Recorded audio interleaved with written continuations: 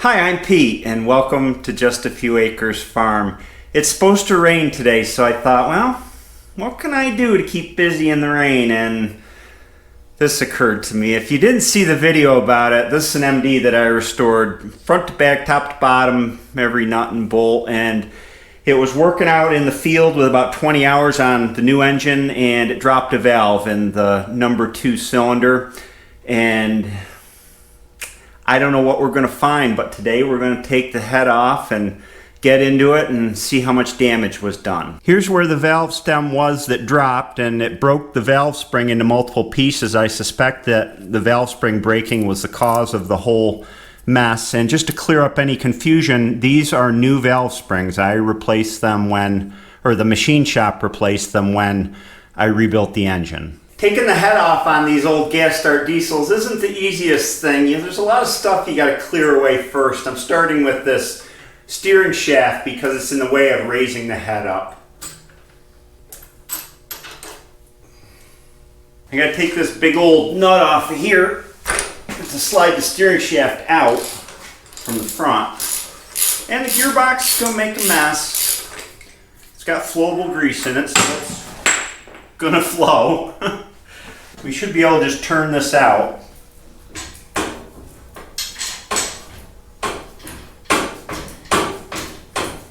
I think I've done this before.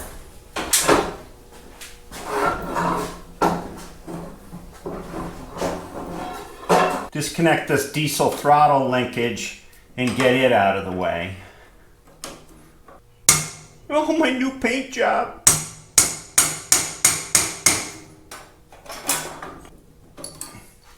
Slide that out. Go. Take out the sender in the head that goes to the temperature gauge. I already drained the coolant.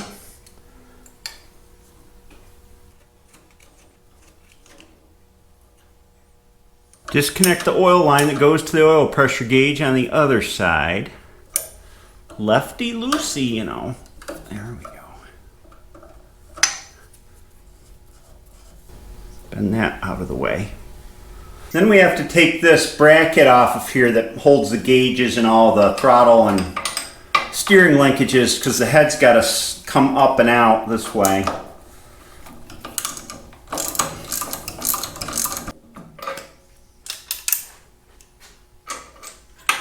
Fumble-fingered Fred. Then we can pull the rocker arm assembly off of the head. Lots of bolts holding this on.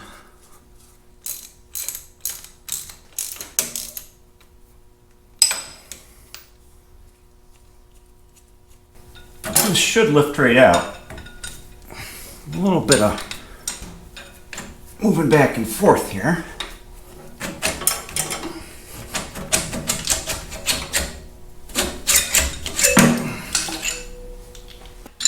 We can pull out the push rods.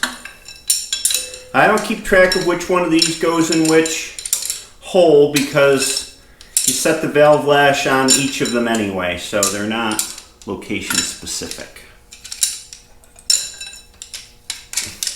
And I got one bent one, if you remember from the last video. I'm going to have to get a replacement, probably used one for that. Got to take this water outlet that comes out from the head here off.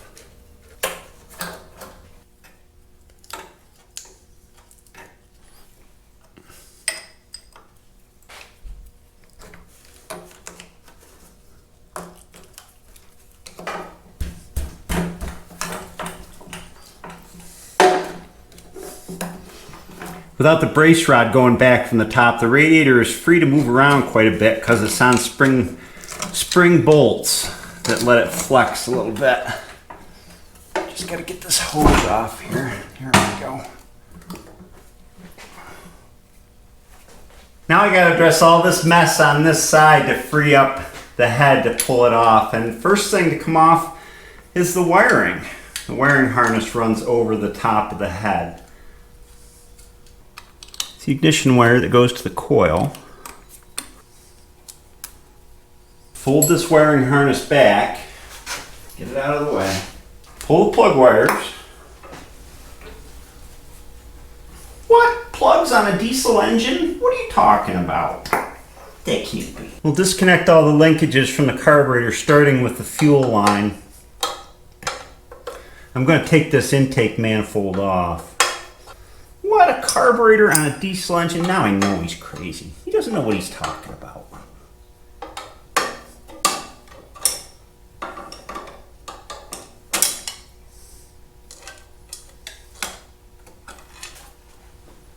Then we got this overflow drain line that comes out of the carburetor.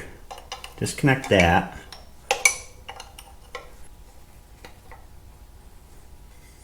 And the choke rod, which is way back in there, always tons of fun to get out and put back in.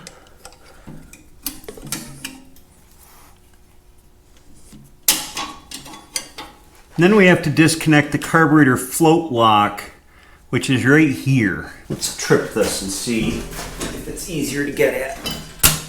A little bit, I guess. There we go. Now I can take the intake manifold off along with the carburetor. They'll come off as one piece. Since I got everything disconnected. I like wrenching on things without power tools. I think it's therapeutic. If I were a professional mechanic and did this for 40 or more hours a week, I probably wouldn't feel the same way. But I'm just fine with using wrenches and ratchets. This should pull out. There we go. Next, we have to disconnect the linkage that actuates the third valve that changes compression and opens up the spark plug chamber for gasoline. Just a pin that needs to come out here.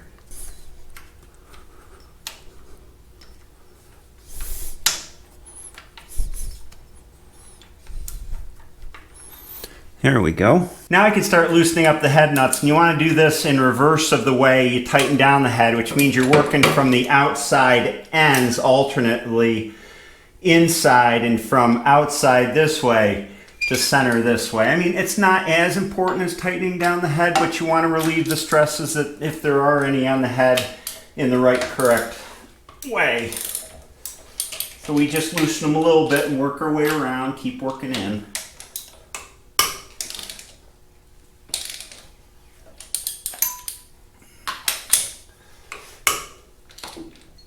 Got them all started here. Yeah. Get that one.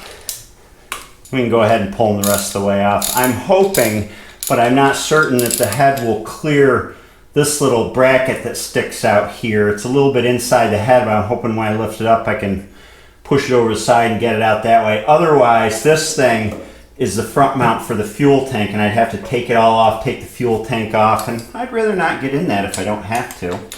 Yet. We'll see.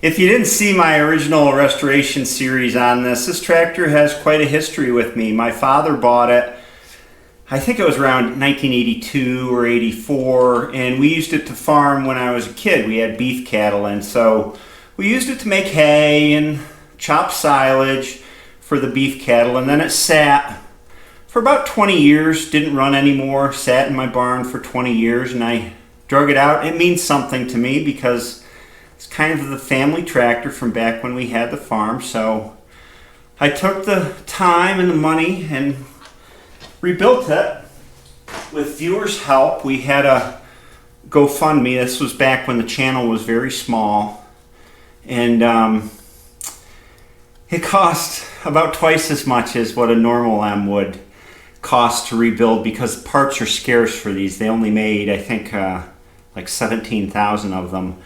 So there isn't a big aftermarket demand for parts, and I had to really hunt to find all the parts that I needed. So that's the story in a nutshell. This tractor means a lot to me. It's time to bring in the hoist. Alright, I got the head all hooked up to the chain. We'll put some tension on her and see if she'll pop. She probably won't.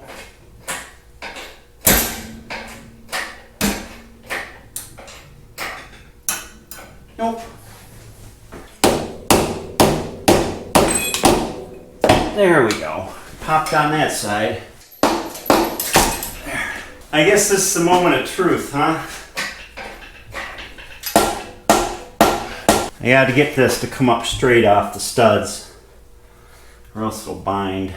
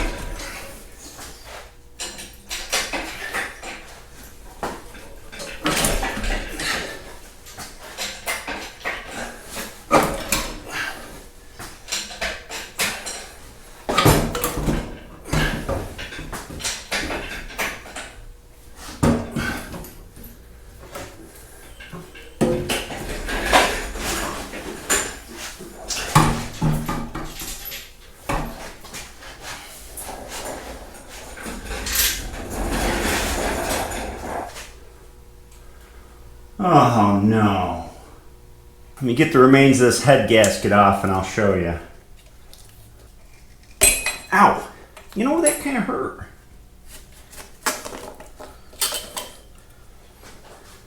You know, I was just kidding with you. Look at that. The valve's not in multiple pieces, it just bent.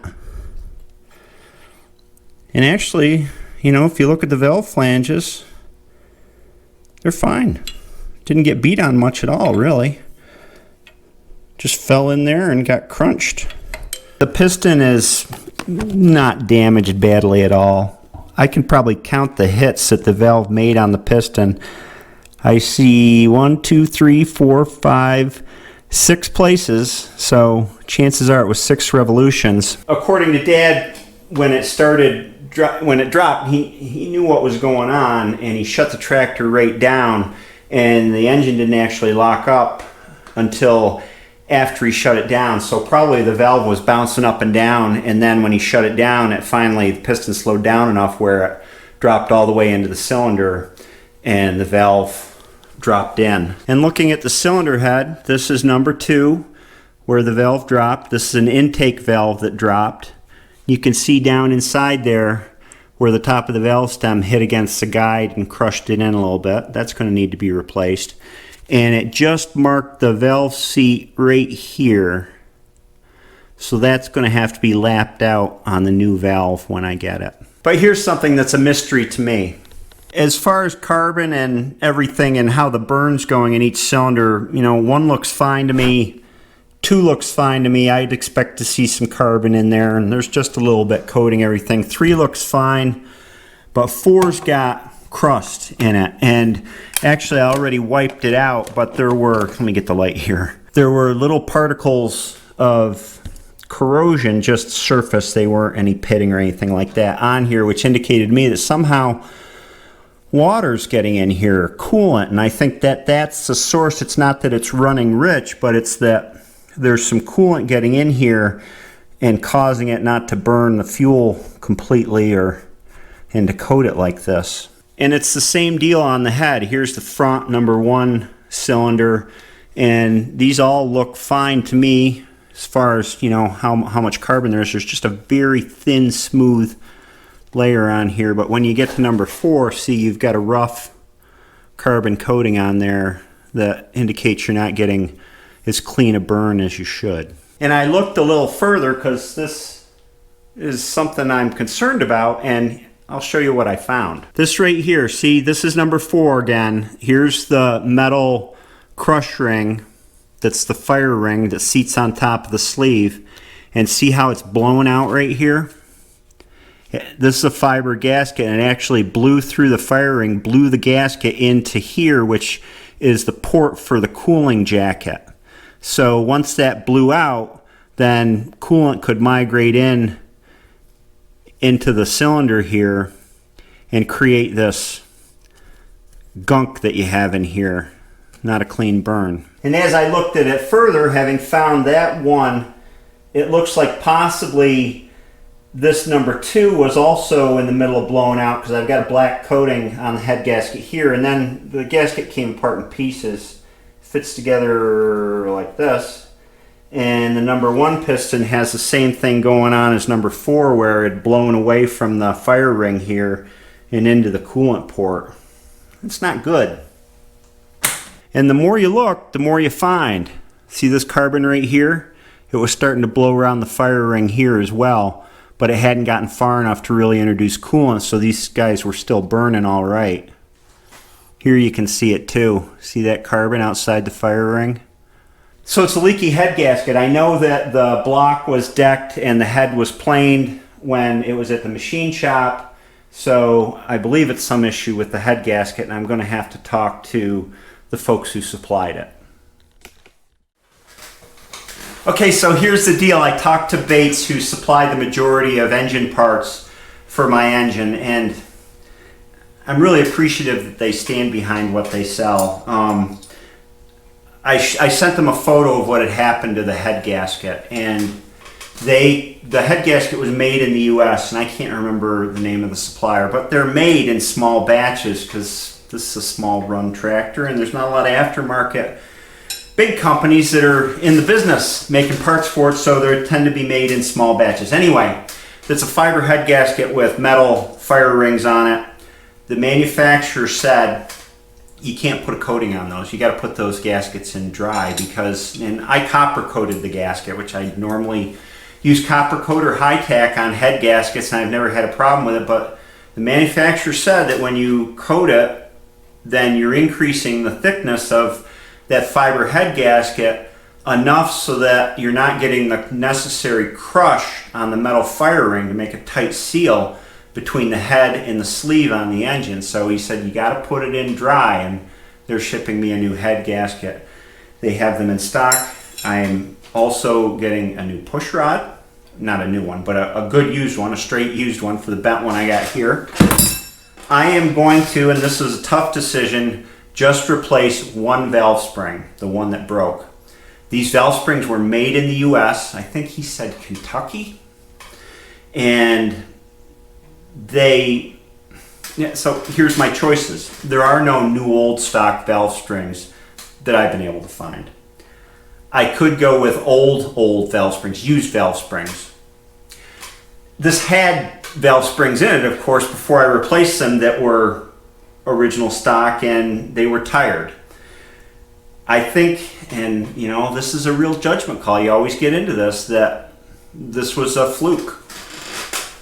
I guess I'll know, right? It's a chance I'm taking. I need a new top piece that goes on top of the valve spring that the valve keeper sits in up here, because this one got dinged up when it dropped, and then I need a new valve. Fortunately, new ones of these are still available. Bates is shipping all these things, and I need a new valve guide. And my plan is to do all this work myself. After my experience with the machine shop, I am farming out as little work as I can. I'm going to put in a new guide, check the other guides, do the valve lapping here.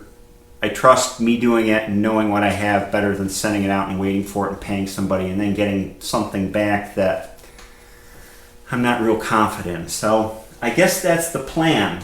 And of course, the other thing is the lower end of the engine. What about the piston, the sleeve? Well, it all looks fine. I'll spin the engine over here and try and put you in so you can see how it spins. With maybe not a light. That's okay, you can see it well enough. I'll just pop it over here. I'm confident that the piston itself and the rings are fine. It did so little damage to the top of the piston that it didn't really put that much stress on the piston at all. And looking, I still got a nice hatch on the sleeve walls here. So there's no reason to tear into this and make it a more complicated job than it needs to be. So it's not the disaster it could have been. The sleeve could have been scored up by the valve. The valve could have busted into multiple pieces. It could have really done a lot of damage to the piston. It could have punched a hole in the head. It didn't do any of those things, and it'll be a fairly easy repair.